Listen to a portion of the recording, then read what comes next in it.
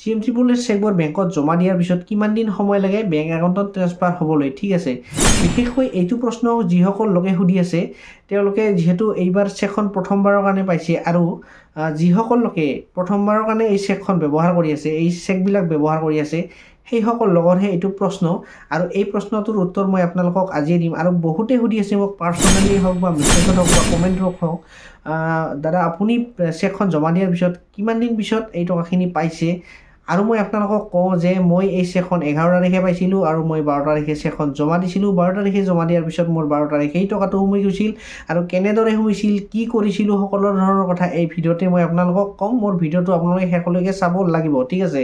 আৰু আপোনালোকেও এইটো কাম কৰিলে আপোনালোকৰো এই চেকখন এদিনতেই টকাবোৰ পাব, ঠিক আছে।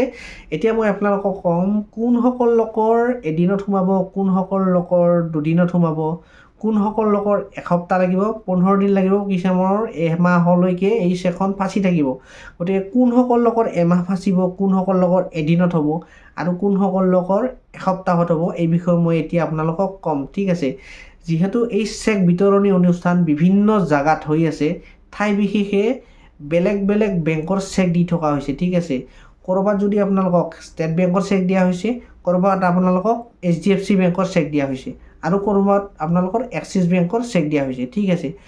এতিয়াতো আপোনালোকে যদি HDFC বেংকৰ চেক পাইছে, যদি আপোনালোকে ছাপ'জ আপোনালোকে যদি HDFC বেংকৰ চেক পাইছে, আপোনাৰতো HDFC বেংকত একাউণ্ট নাই, কিছুমানে ষ্টেট বেংকৰ চেক পাইছে, তো কিছুমানৰতো তেওঁৰতো ষ্টেট বেংকৰ একাউণ্ট নহ'বও পাৰে।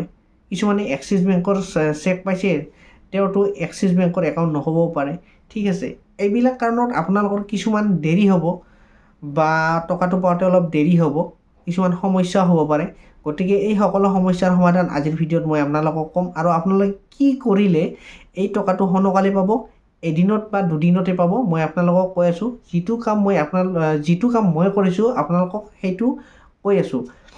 তাৰ আগত আপোনালোকে গম পাব লাগিব, যদি আপোনালোকে HDFC বেংকৰ চেক পাইছে, ঠিক আছে, মই আপোনালোকক কিছুমান কথা কৈ আছোঁ, আপোনালোকে বুজি ল'ব।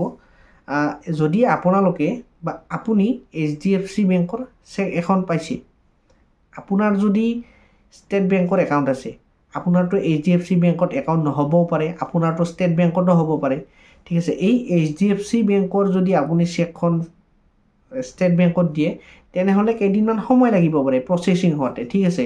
আপোনাৰ এসপ্তাহ লাগিব পাৰে, 15 দিনো লাগিব পাৰে, এমাহো লাগিব পাৰে, সেইটো বেংকৰ ওপৰত ডিপেণ্ড কৰিব, ঠিক আছে। আৰু যদি আপুনি ষ্টেট বেংকৰ চেকখন পাইছে, যদি আপোনাৰ HDFC বেংকত একাউণ্ট আছে, তেনেহ'লে আপোনালোকৰ কিছু সময় লাগিব পাৰে এইটো প্ৰচেছিং হোৱাতে। তো ইয়াৰ উপায় কি? আপোনাক যদি এই টকাটো ইমাৰ্জেঞ্চি লাগে, আপোনাক যদি এই টকাটো সোনকালে লাগে, 15 দিনৰ পৰা যদি আপোনালোকে 20 দিনলৈকে সময় ৰখিব নোৱাৰে, তেনেহ'লে আপুনি কি কৰিব? তো মই আপোনালোকক এটা চিম্পল প্ৰচেছ এটা ক'ম, সেইটো কৰিলে আপোনালোকৰ চেকখন এদিনৰ পৰা দুদিনৰ ভিতৰত পাব। সেইটো কি? আপোনালোকে CM ট্ৰিপলে এপ্লাই কৰোঁতে যিটো একাউণ্ট দিছিল বা একাউণ্ট নাম্বাৰ দিছিল, সেইটোৰ লগত এইটো কোনো লেনদেন নাই। যিহেতু আপোনালোকক চেক দিছে, আপোনালোকে আপোনাৰ যিকোনো বেংকতে এই টকাটো ট্ৰেন্সফাৰ কৰিব পাৰে, ঠিক আছে। আগত আছিল north east small finance bank, এতিয়া হৈছে স্লাইচ বেংক। আপুনি যদি এই স্লাইচ বেংকত একাউণ্ট খুলিব খোজে, এদিনতেই খুলিব পাৰিব। আৰু তাত একাউণ্ট খুলি পেলাই তাত যদি আপোনালোকে চেকখন দিয়ে, আপুনি এদিনৰ ভিতৰতে এই টকাটো উইথড্ৰল কৰিব পাৰিব।